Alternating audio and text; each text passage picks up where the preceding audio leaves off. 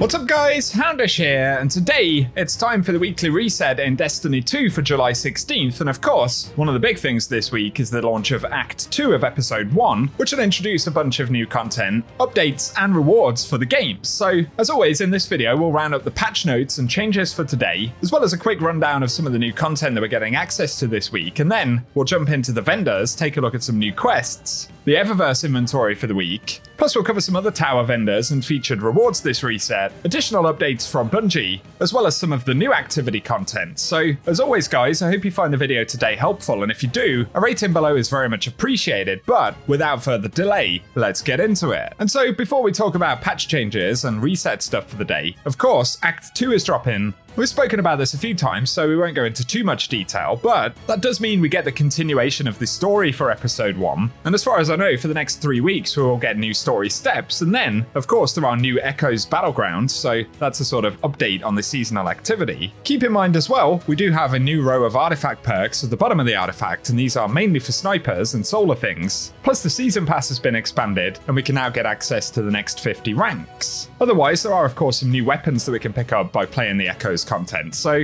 a bunch of stuff to do this week, and let us know what you'll be going after first. First up today, we do have some patch notes, and this is the update dropping alongside Act 2. So, firstly, for raids and dungeons, Bungie say they fixed an issue with endgame timers being too short, and for Ghosts of the Deep, they fixed an issue that prevented players from seeing their buffs and debuffs while underwater. Then for Salvation's Edge, they fixed an issue where the witness's health could be emptied as Final Stand ended, which led to a softlock, another that prevented enemies from despawning after the witness's defeat, and one which was preventing players from claiming the monolithic memento from the vendor at the end of Salvation's Edge, and after successfully meeting the unlock requirements. On top of that though, for the exotic mission rotator, they fixed an issue where Avalon and Starcrossed were not included in the weekly activity challenge for rotator mission completions. And up next, for gameplay and Shield Crush, the artifact perk, they fixed an issue where Grapple Punch was gaining full bonuses from either half of the artifact perk, so while Radiant or Amplified, Grapple Punch will gain a 12% bonus, and the same while Radiant or Amplified, if Woven Mail, Frost Armor, or a Void Overshield are active, Grapple Punch will gain another stacking 12% bonus, which results in a net 25% bonus, so that's a good one to keep in mind right there. Then for Winter's Shroud, they fixed an issue where it was providing a damage resist in PvP, and for Thunder Crash, one that could occur if players casted Thunder Crash while holding the Unbreakable Shield.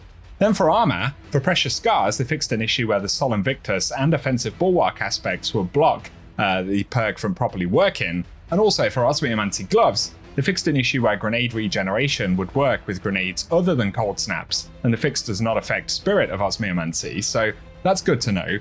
Finally though, for weapons, they fixed an issue where the enhanced Eddy Current perk was being applied twice, another where keys from the raid used in Excision could provide a weapon whose pattern had already been unlocked, and then they fixed a rare issue where the Guardian Games weapon Taraxippos and the title could errantly cause crashes while weapon leveling enhanced or crafted weapons, and finally they reduced the muzzle flash visual effects on the riposte auto rifles. So that is the bulk of the patch changes for today. There were a couple of other minor fixes in there as well, but I'll link the full patch notes down below. And now as we get into the game, we can see that we've got additional Gambit rank points available this week, so good if you're looking to level up with the Drifter. There's also one for Vanguard, and Act 2 is starting. But of course, with Act 2 actually kicking off, we do have a distant reply, the quest step, that'll sort of get us into the story component. It's probably worth starting out with the quest for Act 2, perhaps that will unlock the battlegrounds and things like that. So I'll be keeping you posted on some of the Act 2 content as we get into it.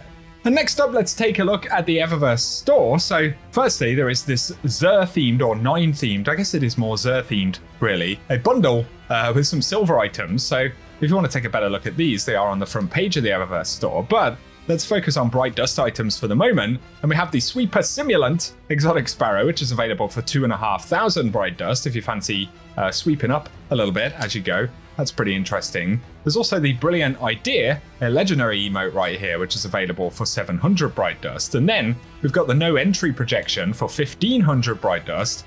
These ghost projections are super expensive, but for shaders on the front page, there is Rustberry available right there, and my legs are still looking very mismatched. There's also Abyssinian Gold available in the store on the front page for 300 Bright Dust as well.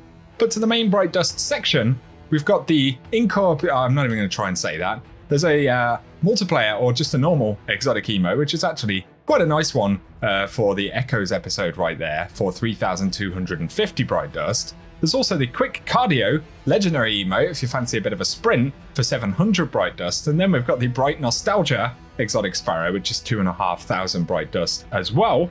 A rather curious looking thing. I guess it's sort of Titan Destination themed. Then there is the Exoplanet Harvester exotic ship, which is actually somewhat intriguing right there for 2,000 Bright Dust. And then there is the Photoelectric Shell available right here for 2,850 Bright Dust, which is a pretty cool one. And additionally, we've got the ornament for Conditional Finality that I haven't picked up just yet, but this is up for 1,250 Bright Dust in the store. I actually prefer the original, should I say. Then there is the Flamingo projection for 1,500 Bright Dust. We're struggling with the speaking today, but for the second page of shaders, there is Butterbark available if you want some very yellow colors in the mix. There's also Jacarina.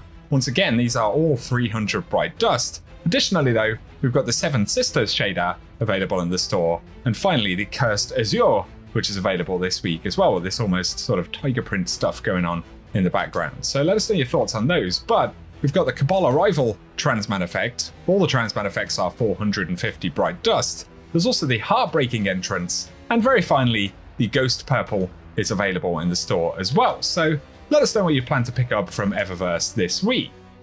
Let's say a quick hello to Banshee while we're here. We may as well for the featured weapons for the moment, at least. There is the Chroma Rush with Subsistence and Rampage. Might be alright. There's also True Prophecy, which has got Rangefinder and Explosive Payload. And then the Farewell Sidearm with Heating Up and Frenzy, as well as Widow's Bite with Pulse Monitor Demolitionist. And we've got the Honor's Edge Sword here, which has got Energy Transfer and Flash Counter. So potentially a couple of weapons that some folks might want to pick up because those rolls are not too shabby. But keep in mind the weapons and rolls will change throughout the course of the week.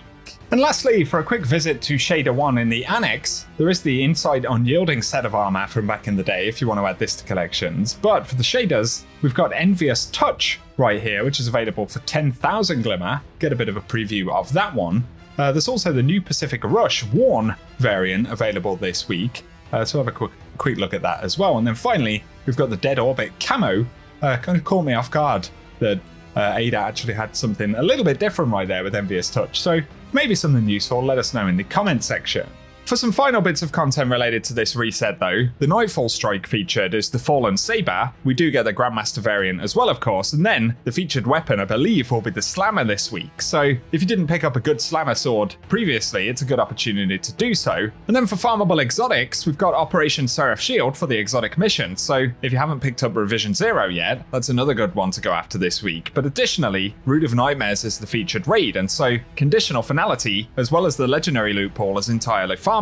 Pretty much giving us the best chance to pick up any of the items from that activity, and it's the same for the Ghosts of the Deep, which obviously hasn't been featured all that many times, so things like the Navigator exotic can be farmed at the final boss checkpoint. So some good things to go after this reset, and let us know if any of them take your fancy. But finally, for the featured Lost Sectors this week, you can see the featured legendary weapons on the right hand side of the chart, and those are random additional drops on completion of Lost Sectors outside of exotic engrams. So today we've got the Blooming Deep in the Pale Heart. Then on July 17th, it'll be the Forgotten Deep, before moving over to Europa with Perdition on July 18th, followed by Bunkery 15 on the 19th and Concealed Void on July 20th. Then for the 21st, we'll get the Conflux on Nessus, and finally, Thrillerdrome on Neomuna will be featured on July 22nd. So good luck if you are hunting down any of the legendary rewards or exotic engrams, which of course can still be used to level up Raoul and ultimately get access to all of the final shape exotics. So I'd imagine there are still a few folks catching up on some bits. Let us know down in the comment section what you'll be working on outside of Act 2 content this week. But for now, that's what we have to speak about. So as always, I hope the video has been useful, and if it has, a rating below really does help us out on the channel.